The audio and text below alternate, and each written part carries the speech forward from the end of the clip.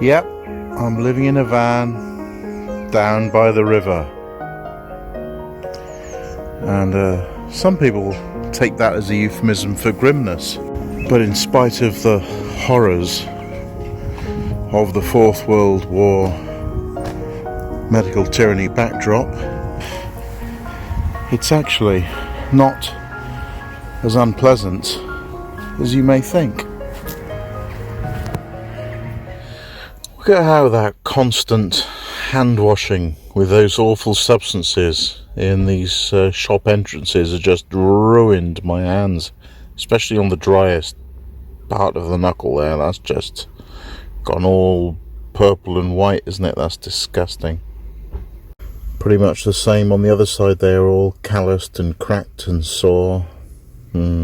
Quite, yeah, deep wrinkles there. That really hurts. So after a lot of quite concerning comments about the state of my solar charge controller, battery and everything, I just disconnected the battery and covered the solar panel up, and then just reconnected the battery, and seemed to work, seemed to give it a good hard reset. Perfect. It's time to celebrate that with a particularly scenic slop out.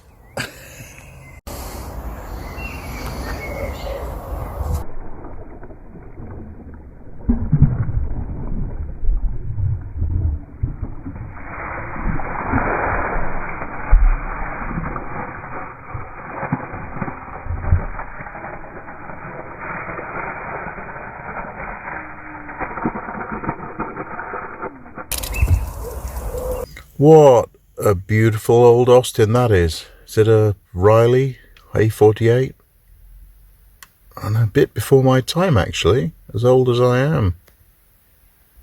This is the year 2000 Hyundai i100, the predecessor to the i800 and the iLoad.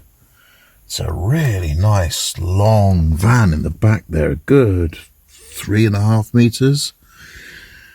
You see them all over the Far East, normally in pickup form, but strangely, Hyundai and Kia are never sold in Japan. Don't mention the war.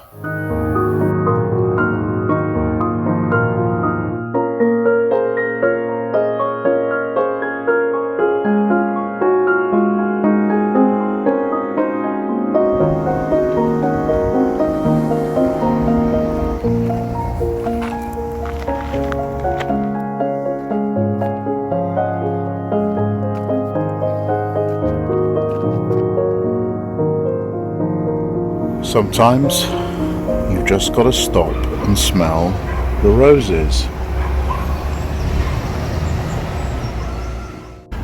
That's roses, plural.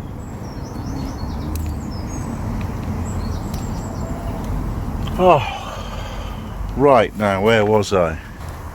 Oh yeah, sniffing roses, plural. No, that's not a rose, that's not nice. Yeah, so just been reading all your lovely comments. Came across a tard. I'll come up to that next. But I have noticed the number of comments dropped down since I stopped doing that tournament. I mean, I didn't want to stop doing that tournament, but YouTube was censoring so many of the entries, it was just causing a kerfuffle. So yeah, stopped it, and that way not so many of you now are just so quick on the draw to get the first comment in. which is taking the intensity out of it, because after I've published a video I can just go to bed. Right, about that tard. Check out this posh boy. Wow, that's a nice bit of news, isn't it? You lot have really been binge watching. Fantastic. Although, like the man says, I've been throwing up a lot more videos, like, you know, at least one, sometimes two every day. And at the time of editing, I have the next month's statistics to refute Posh Boy's rather uneducated guess. Available on the car, which is like crazy horses, isn't it? Good or bad. A brand new Transit Custom long wheelbase. Look how flat that roof is. I could have 3 of those solar panels there along that roof, easy. I could have a king-size bed, well, a queen-size bed in the back, and a desk and a bog. Got another lovely little problem now. How I slurred that. I have another lovely little problem now. Is, okay, put the key in. Yeah. Nothing. Nothing clicks. So I've got my starter battery connected to my leisure battery via jump leads. A very healthy voltage, 14.7. Turn the key. Lights on. Nothing.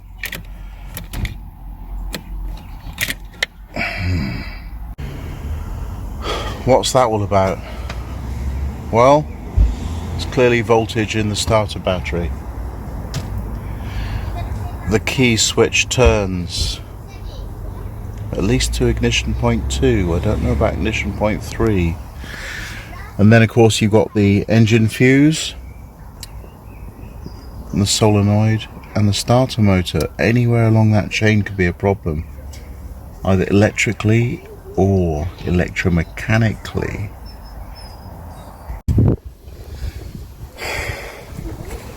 Okay, so now the diagnosis begins. Circuit diagram here. Right, we've got battery there, key switch there, some fuses there. I checked those, and you've got the earth to the solenoid, starter motor in there. Maybe it's the ignition fuse in the fascia here.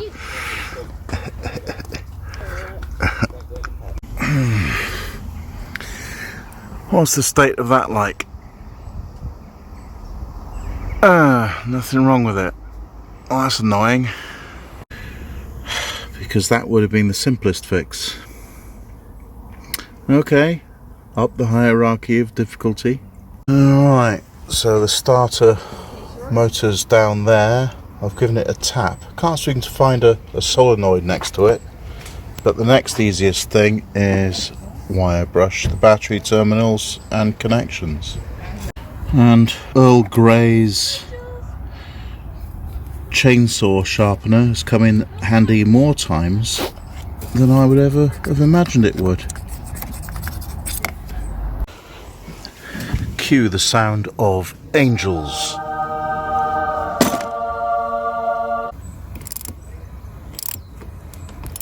So, I've made sure I've charged up the starter battery. I've cleaned up the terminals to the starter battery. I've whacked the starter motor with a hammer through a long piece of wood. Right. Oh! Oh, it moved.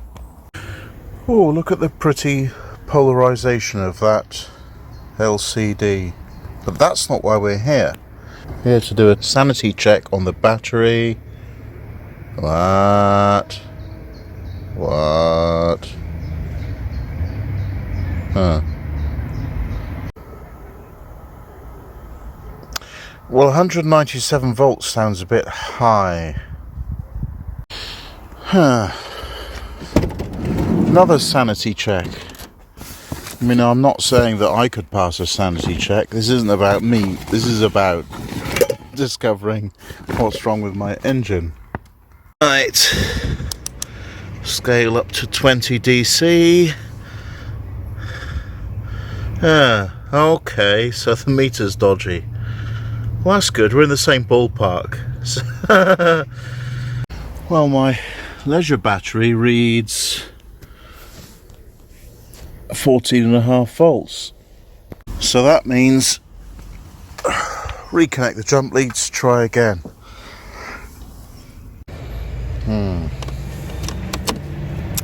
Right, where were we? Well, everything seems to be pretty healthy in this department. Okay, clutch in, try again. Oh, I've got the clicker. That's the solenoid, isn't it? That's it. Well, this is good. So I got most of the issues out of the way now. I've established that when you turn the key, the solenoid clicks. So I don't have to look at any fuse boxes, any relays. I mean, the starter itself is hardwired and only triggered by the solenoid, which is basically a high-powered relay. Alright, so what else could be wrong? The cog of the starter motor is stuck on the flywheel, or tooth stripped. Seems unlikely, because there'd be a spin. Engine seized.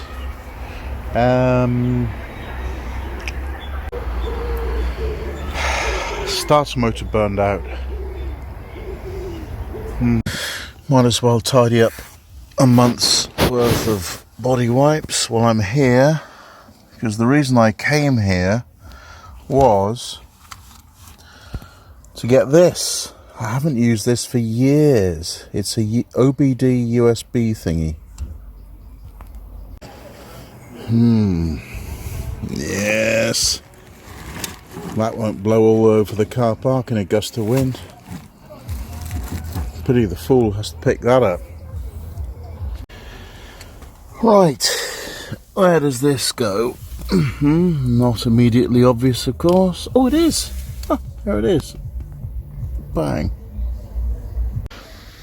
Okay, it's in. My goodness, look at the jugs hanging out on that. Turn round.